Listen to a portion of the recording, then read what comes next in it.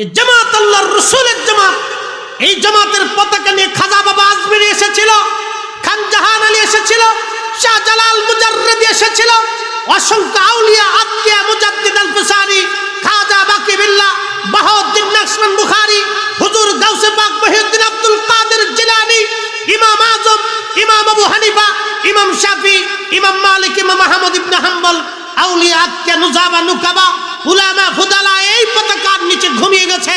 এই পতাকা কাঁধে করে তাম পৃথিবীতে আল্লাহর দ্বীন প্রতিষ্ঠিত করেছে। ওরা হাজার চেষ্টা করবে, আহলে সুন্নাত ওয়াল জামাতকে জমিন থেকে বিতাড়িত করতে পারবে না। কথা বলো ঠিক না?